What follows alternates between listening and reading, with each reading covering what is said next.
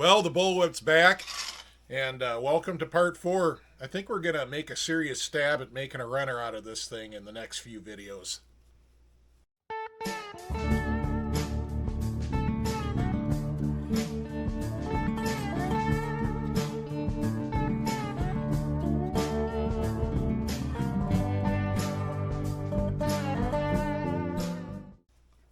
All right, well, there's no big updates since last time. I did get back to Dwayne's, and I found this bag of gears, and I don't know if you can read the writing, but it actually says the word Bullwhip on that.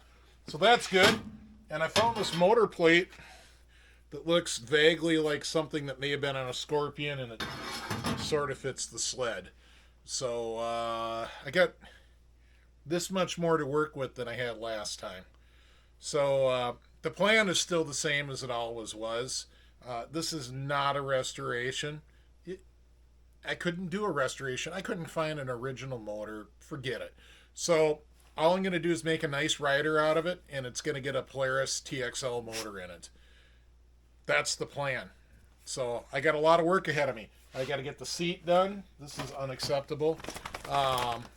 The only thing that's really nice is the hood is already painted, and I do have decals for that. Other than that, I'm basically starting with a pile of parts. So here we go.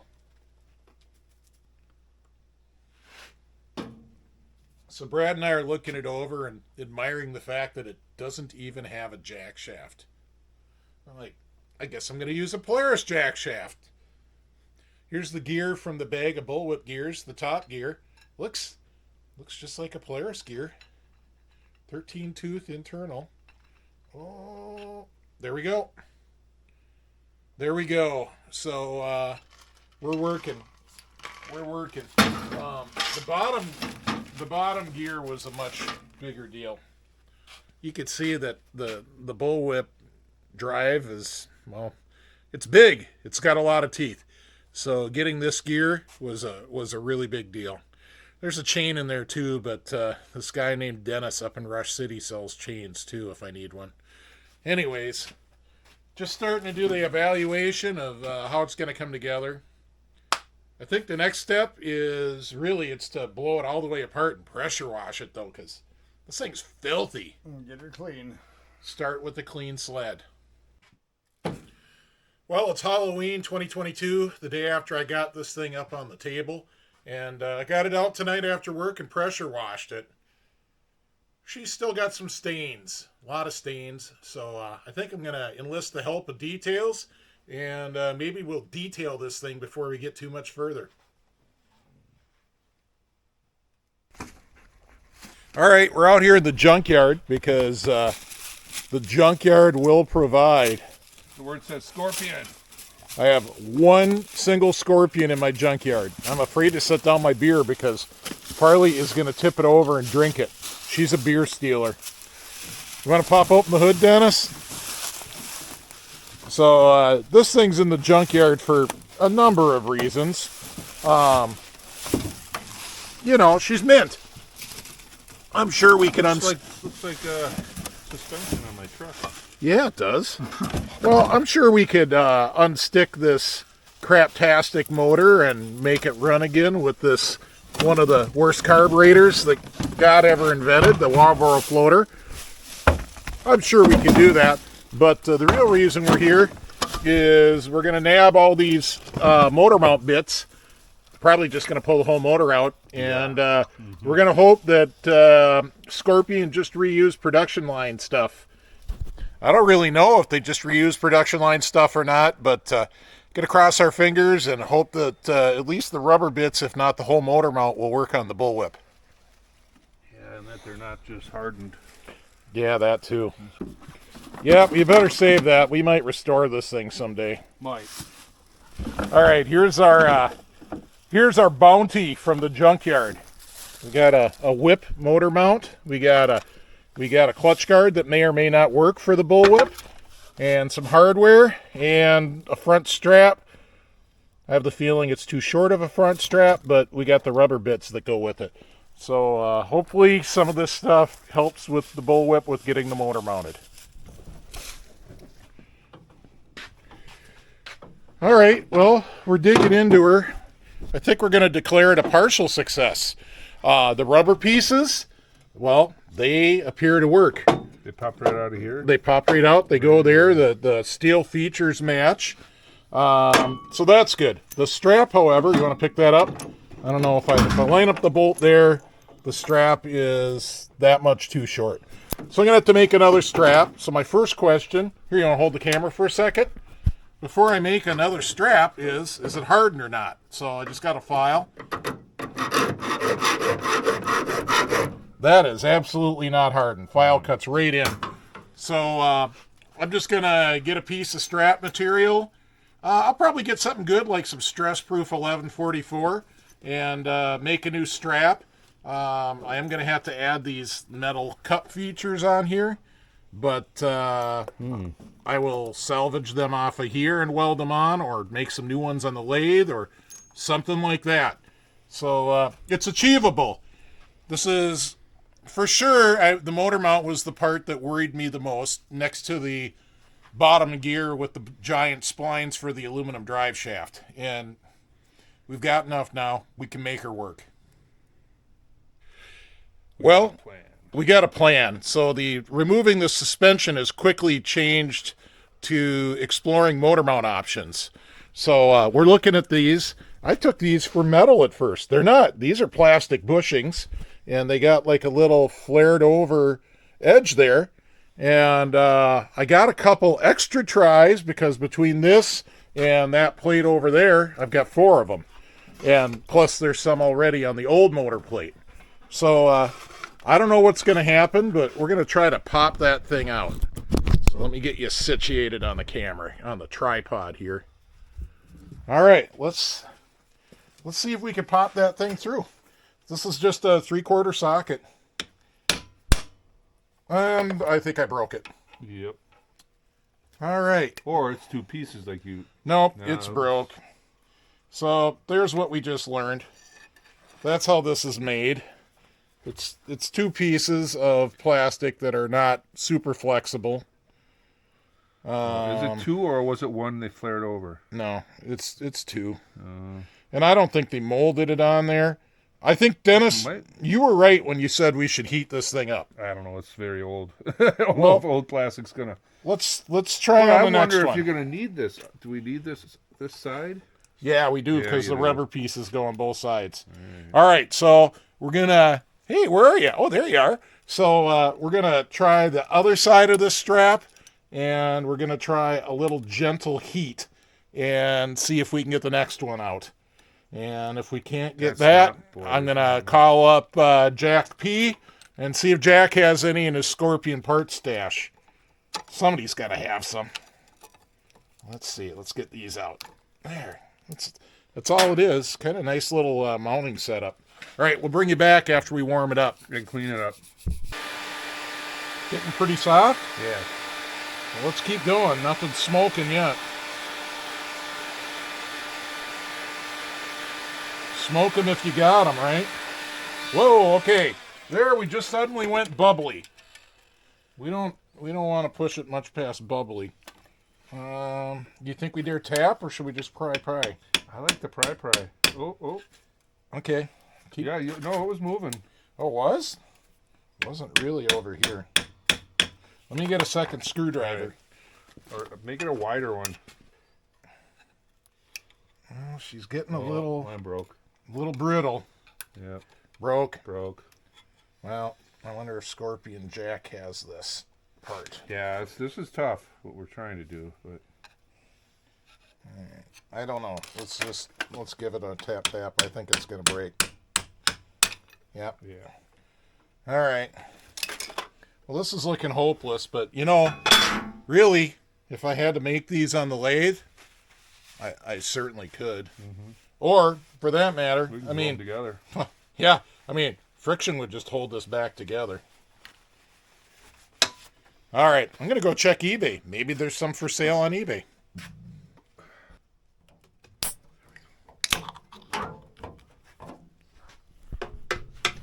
Tap. Details is doing his thing. He's cleaning that clutch cover. We're still not even 100% sure if it's going to work or not, but he's cleaning it. Hey, grease. He can't even have the grease in the shop. And you can see how far we got on that rear skid. Oh, that's right. I was waiting for you. I haven't even loosened the bolts yet. So we'll get back at that, but things are happening. Here, hold it up on there. Let's see if it's going to work. Work-ish, sort of work. Put it right where that bolt's going to be. Put this part right here. That part goes right where that bolt's going to be. It's almost going to work. I don't know what a Bullwhip clutch guard has. I guess I better go back and rewatch the Valdi Bullwhip education and see what the clutch guard looks like. Nothing else, it'll be clean. If nothing else, it's clean. I hope the Bullwhip clutch guard looks exactly like the one Dennis is working on. So I'm pulling out the skid, evaluating stuff, and I realized I wasn't going to pull the front drive shaft out, but I gotta, because I don't have the bracket that went here that supported the far side bolt for the jack shaft. So, yeah, one more thing to do. Got to figure out what the exact dimensions of that are and get busy with various metal cutting tools. Almost as busy as Dennis is Don't cleaning you love that. The smell of engine degreaser? Oh, is that what you're using? I thought it didn't. I didn't think it smelled like brake cleaner. That explains it. All right. So, some Scorpion oddities that aren't even close to a Polaris. First off, this back axle is like captured. You have to take these things, we call them the pork chop. You have to take those off to get the suspension off the track. And then the suspension, if you get the pork chops off, you can get the suspension out. I thought this was a pork chop. Pork chop in a can, pork chop on a sled. All right. So another way of doing this, as I'm doing up here, you can see the drive shaft's half dropped out, and I'm pulling the bearing out of here and the collar out of the chain case. I should be able to just swing the drive shaft out and kind of take out the track, drive shaft, everything in the roll. Farley is chasing him off. So if you see Farley jumping around like a lunatic, oh, is that coming? Why is that not coming out? It's hung up right there. Yep. Hung up on the drivers? The drivers On the track. The track. Just on the track. So maybe we got to take the damn pork chop off. It's been a while since I've done this on a Scorpion. Boy, it just doesn't want to go low enough, but it should. And then 2x4. It doesn't want to jump over the track. 2x4. There. Oh, you're close. Got the track below the tunnel. There we go. There we go.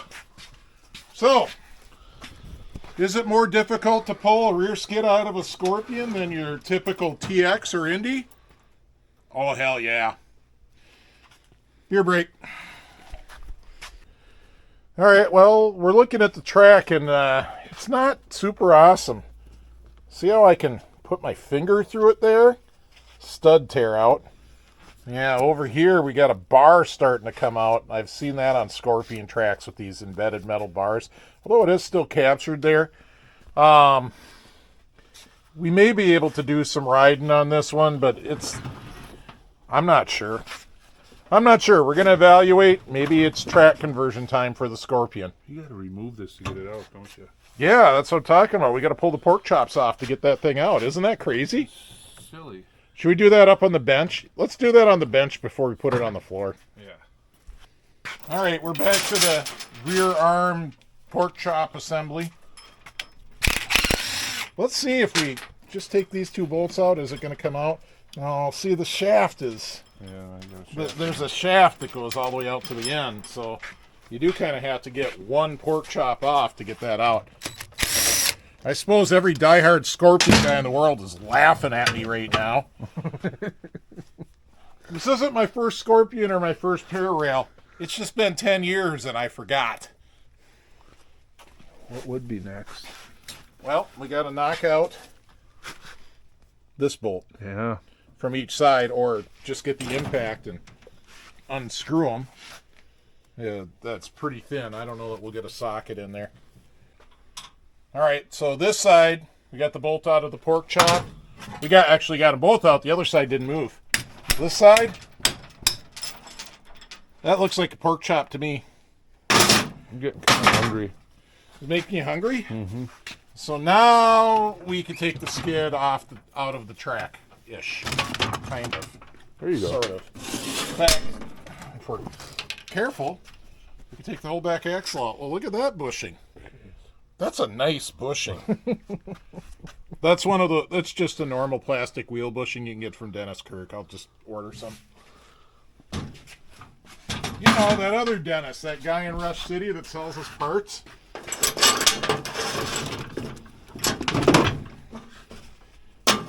They remodeled their building, by the way. Did they? Yeah. Nice big waiting area, customer area.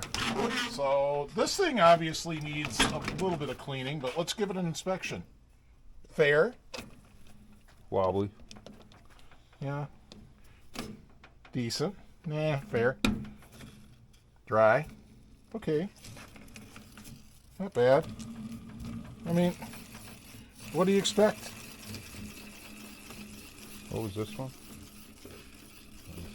Fair.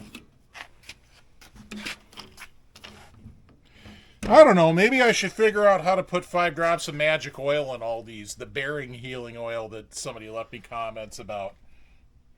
By the way, if you know where to buy the magic bearing healing oil that 5 drops fixes all bearings, leave me a comment below. All right, so we're going to figure out how long this track is. So we got to measure a pitch. So a pitch is you can do it center to center or leading edge to leading edge, although you do have to find 2 lugs that are not decimated to do this. So the pitch on this one, it says 3222, it's 3.29. That's a standard pitch. So this is a 329 pitch track, and it's got 1, 2, 3, 4, 5, 6, 7, 8, 9, 10, 11, 12, 13, 14, 15, 16, 17, 18, 19, 20, 21, 22, 23, 24, 25, 26, 27, 28, 29, 30, 31, 32, 33, 34, 35, 36. What's 36 times 3.29? Leave your comment below. Yeah, or let's just do stupid calculator tricks on our phone. So, unrehearsed, look at this. 36 times 3.29 is 118. So, it's just a little bit shorter than a 120. All right, guys. Dennis and I have been making a plan on this Scorpion. This track it's pretty shot, but it's a 118, so it's really close to a 121. I want to do a 121 swap on it. We've been weighing our options. So let me show you some parts. So the Scorpion drive shaft is this huge chunk of aluminum, 1 3/8 hex, whatever that is, 1.25 inches, and the bearing is big. This is the Scorpion bearing on both ends, and this is a normal Polaris bearing.